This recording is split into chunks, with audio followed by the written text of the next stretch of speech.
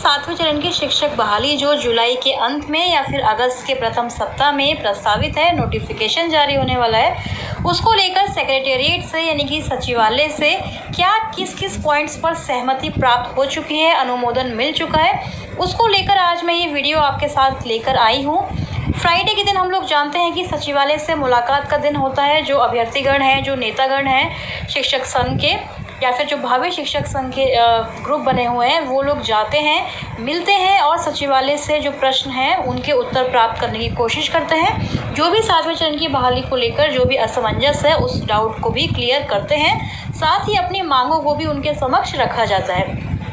तो उसके बारे में हम बाद में बात करेंगे जब जाएंगे, अगली मुलाकात जब होगी। लेकिन आज फिलहाल जो सचिवालय में जो कुछ अब तक हुआ है, जिन चीज़ों पर सहमति मिल चुकी है, उसके बारे में हम बात करने वाले हैं। और ये कुछ 5-6 पॉइंट्स हैं जिन पर सहमति जो है, कंसेंट जो है सेक्रेटेरिएट द्वारा दे दिया गया है, जो आप सभी सातवें चरण के शिक्षक अभ्यर्थियों को जानना बेहद ज़रूरी है। और जो भी चाहे बिहार टीईटी के हों, सीटेट अभ्यर्थी हों या फिर STET merit not in merit qualified, जितने भी अभ्यर्थी हैं सभी को ये सारे पॉइंट से रूबरू होना बहुत ज़्यादा ज़रूरी है। तो सबसे पहला पॉइंट अगर हम बात करें, सबसे पहला जो मुद्दा है वह है बिहार टीईटी 2022 के बारे में। जी हाँ, बिहार टीईटी 2022 ये कोई टर्म नहीं है, यानी कि इसका मतलब ये नहीं है कि बिहार टीईटी 2022 में होने वाला है। लेकिन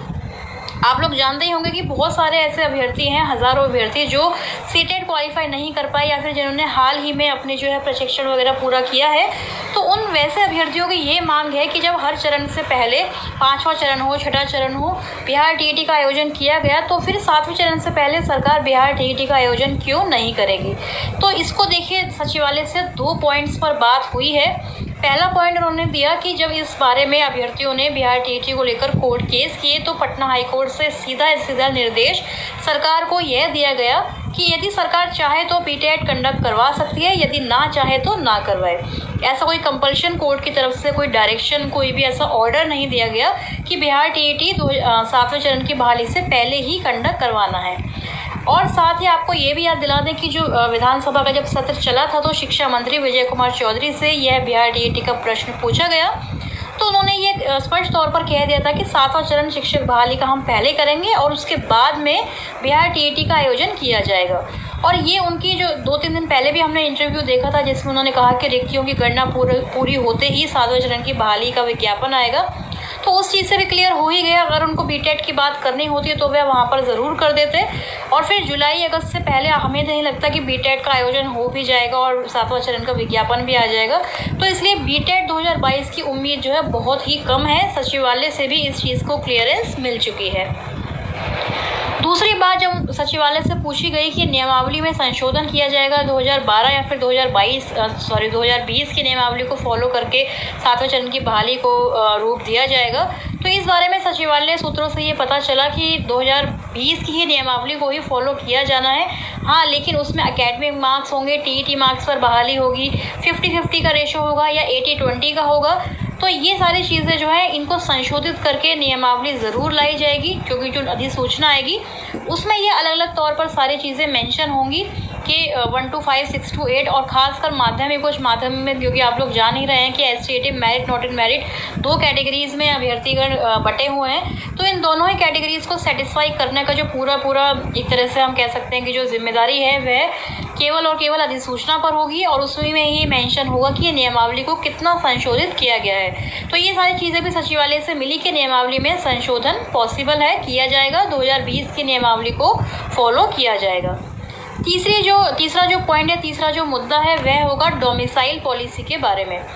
सचिवालय से जब ये पूछा गया कि क्या, जैसे बक्सर जिले का हमने देखा था कि लेटर निकाला था कि बाहर के राज्य के जो अभ्यर्थी हैं, शिक्षक अभ्यर्थी खासकर, उनको स्थायी जो निवासी का जो सर्टिफिकेट है, प्रमाण पत्र है, वह इतनी आसानी से नहीं दिया जाएगा, यानी कि फर्जी प्रमाण पत्र इस बार बिल्कुल भी नहीं बनेगा, खासकर 7वें चरण की शिक्षक बहाली से पहले। तो डोमिसाइल नीति के बारे में जब पूछा गया, डोमिसाइल पॉलिसी लागू होगी 7वें चरण में, तो सचिवालय से कहा गया यस बिल्कुल फॉलो होगी। लेकिन आप लोगों को यह चीज़ यहाँ पर बता दें कि कैटेगरी का रिजर्वेशन जो है वह नहीं दिया जाएगा बाहर के अभ्यर्थियों को। तो इस पर देखिए ये चीज़ मैं क्लियर करना चाहती हूँ कि डोमिसाइल पॉलिसी को भले ही लागू किया जाएगा, लेकिन कुछ ना कुछ प्रतिशत जो है बाहर के राज्य के अभ्यर्थियों के लिए रखा जाता है। चाहे डोमिसाइल पॉलिसी पूरी तरह से फॉलो तो नहीं कर सकते, अदरवाइज उल्लंघन हो जाएगा, तो 10%, 20%, 15% जो है बाहर के राज्यों को अभ्यर्थियों को भी मौका दिया जाता है। और बाहर के राज्य के अभ्यर्थी जो भी इसमें अप्लाई करते हैं तो उनको अपनी कैटेगरी रिजर्वेशन का लाभ नहीं दिया जाता है, यानी कि अगर वह BC हैं, OBC हैं अपने राज्य में जो भी हैं, लेकिन यहाँ पर उनका केवल हक जो है वह जनरल कैटेगरी में ही समझा जाएगा। तो डोमिसाइल नीति पर भी सचिवालय से सहमति मिल चुकी है। अब अगले पॉइंट की तरफ चलते हैं। अगला जो पॉइंट उनसे पूछा गया कि SAT मेरिट और नॉट इन मेरिट जो अभ्यर्थी गए थे, और आप लोग जान ही रहे हैं कि मेरिट का आंदोलन पटना में अभी चल भी रहा है, तो जब पूछा गया कि मेरिट और नॉट इन मेरिट के लिए सरकार ने क्या कुछ सोचा है, सचिवालय से क्या अपडेट है, तो वहाँ से यही पता चला कि कोई बीच का रास्ता निकाला जा सकता है, या फिर जैसा कि शिक्षा मंत्री ने कहा है कि दोनों ही एलिजिबल हैं बहाली की प्रक्रिया में भाग लेने के लिए, तो वह तो होगा ही। लेकिन जब मेरिटधारी अभ्यर्थियों ने यह पूछा कि कोई भी फ़र्क नहीं होगा क्या, हमें कोई ग्रेस मार्क्स, कोई वेटेज भी नहीं दिया जाएगा, तो इस पर सचिवालय से यही जवाब मिलता है कि मेरिट और नॉट इन मेरिट में हो सकता है कि कोई ना कोई ऐसा सरकार बीच का रास्ता निकाले जिससे दोनों ही जो खेमे के अभ्यर्थी हैं वह संतुष्ट रहें, सेटिस्फाइड रहें। तो इसमें देखिए पॉसिबिलिटीज़ क्या हो सकती हैं। पॉसिबल ये हो सकता है कि जैसे कि SAT क्वालिफाई अभ्यर्थी हैं तो उनको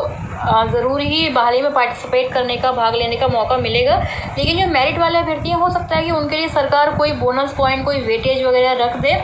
जिससे कि क्या होगा कि कोई भी जो खेमा है वो डिससेटिस्फाइड नहीं होगा। या फिर हम लोग देख ही रहे हैं कि SAT मार्क्स पर बहाली को लेकर धरना है, तो हो सकता है नियमावली संशोधित करके TET मार्क्स को बढ़ाया जाए, उसका जो रेशो है 80-20, 70-30, कुछ ना कुछ मतलब ऐसा रास्ता निकाला जाएगा मेरिट और नॉट इन मेरिट दोनों ही अभ्यर्थियों के लिए।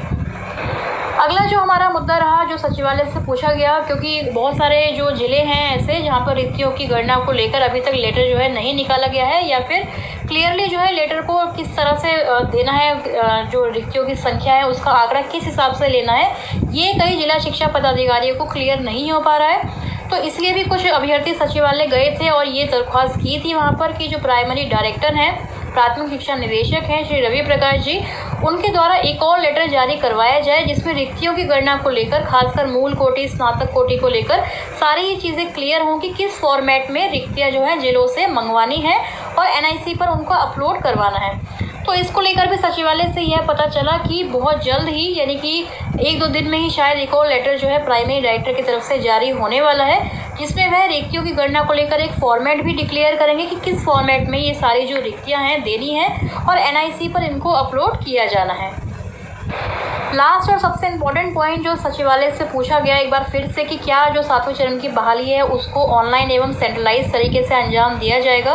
तो वहाँ से यही जवाब मिला कि ऑनलाइन एक वेब पोर्टल बनाया जाएगा, उसका निर्माण जो है वह अभी चल रहा है और ये कब तक पूरा होगा यह तो नहीं पता, लेकिन ऑनलाइन आवेदन तो ज़रूर ही लिए जाएंगे। हाँ, सेंट्रलाइज बहाली की जहाँ तक बात है तो हो सकता है कि काउंसलिंग की जो प्रक्रिया होती है आपकी, जब आपकी मेधा सूची वगैरह बनाई जाती है तो वह कार्य नियोजन इकाइयों द्वारा ही किया जाएगा, यानी कि ऑफलाइन मोड में किया जाएगा। जो काउंसलिंग की प्रक्रिया है वह ऑफलाइन मोड में चलेगी। तो ये किस प्रकार से सेंट्रलाइज, इसको केंद्रीकृत किस तरह से करेंगे कि क्या एक अभ्यर्थी से एक ही बार अप्लाई लेंगे या फिर जो डिस्ट्रिक्ट्स हैं उनको ऑप्शन दिया जाएगा कि भाई कौन सी डिस्ट्रिक्ट में आप जॉब करना चाहते हैं, कौन से प्रखंड में, पंचायत में। तो ये सारी चीज़ें हो सकता है कि ऑनलाइन कोई ऐसा पोर्टल, कोई सॉफ्टवेयर बनाया जाए जिसके तहत ये सारी चीज़ें जब हम फॉर्म फिल करेंगे तो उसमें क्लियरली हम लोग मेंशन कर पाएँ। तो अभी इन 5-6 पॉइंट्स जो मैंने आपको बताया उन पर सहमति जो है सचिवालय से प्राप्त हो चुकी है। उम्मीद है कि आगे जो भी अपडेट आएगी वो 7 फेज़ के हित में ही होगी।